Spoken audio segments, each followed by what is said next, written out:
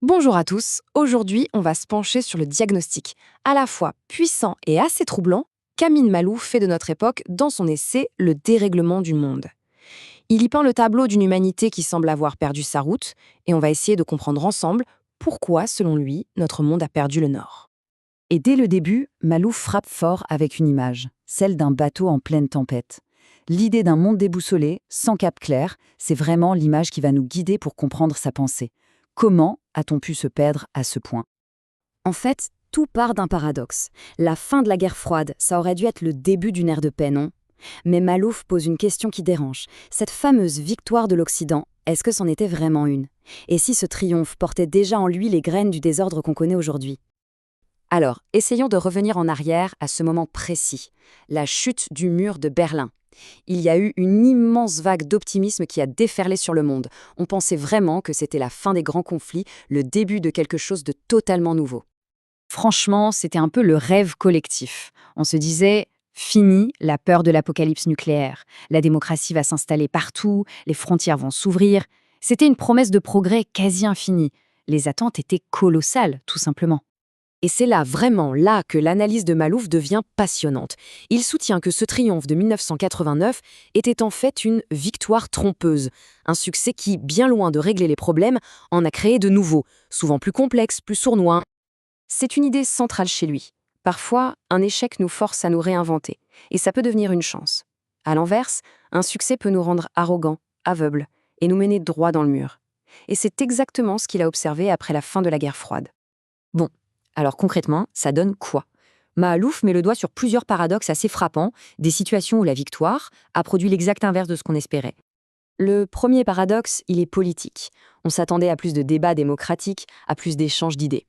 Mais en réalité, la fin du grand clash idéologique entre capitalisme et communisme a laissé un vide. Et ce vide, il a été rempli non pas par des idées, mais par des appartenances. La religion, la nation, l'ethnie. Deuxième paradoxe, l'économie.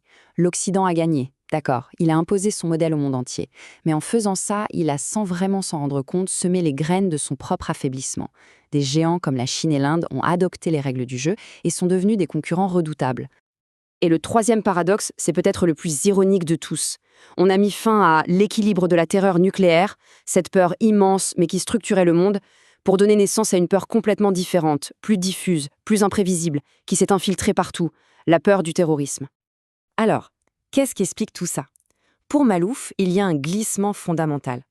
On est passé des débats sur ce en quoi on croit, le capitalisme, le communisme, à des conflits sur ce que l'on est, sa nationalité, sa religion.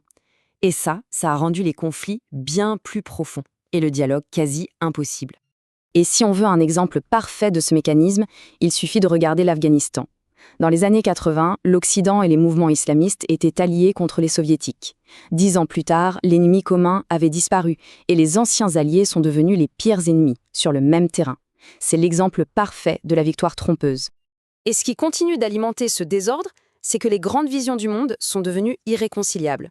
Malouf montre très bien comment l'Occident et le monde arabo-musulman interprètent les mêmes événements de manière totalement opposée. C'est un véritable dialogue de sourds. Prenez la guerre en Irak. D'un côté, on a le récit occidental, un tyran sanguinaire et un peuple qui n'est pas prêt pour la démocratie. De l'autre, le récit du monde arabe, une invasion cynique pour le pétrole et le pouvoir, une humiliation de plus. Chaque camp lit les faits pour confirmer sa propre histoire, ce qui rend toute compréhension mutuelle impossible. Et face à ça, le diagnostic de Malouf est brutal, vraiment sans appel. Pour lui, ni le monde occidental, ni le monde arabo-musulman n'offrent de solution. Il pense que ces deux civilisations sont arrivées au bout d'elles-mêmes, qu'elles sont moralement épuisées et qu'elles n'apportent plus au monde que leur propre crise. On en arrive donc au cœur du diagnostic de Malouf. Le problème fondamental de notre époque, ce n'est pas tant qu'on manque de progrès, c'est qu'il y a un décalage, un fossé dangereux entre notre puissance technologique d'un côté et notre maturité morale et politique de l'autre.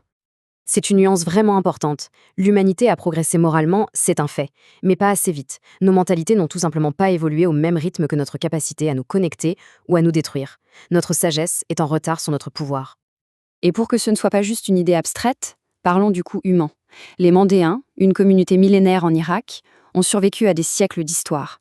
Mais dans le chaos qui a suivi l'invasion de 2003, 80% d'entre eux ont disparu en à peine 4 ans. C'est un symptôme tragique de cette époque inadéquate. Au final, Malouf nous laisse face à une question fondamentale, un choix crucial. Face à ce dérèglement du monde, il n'y a que deux voies, soit le repli sur soi, qui nous mènera tous ensemble vers une forme de barbarie, soit un sursaut collectif pour enfin construire une civilisation commune. Le choix, nous dit-il, nous appartient. Et il devient urgent.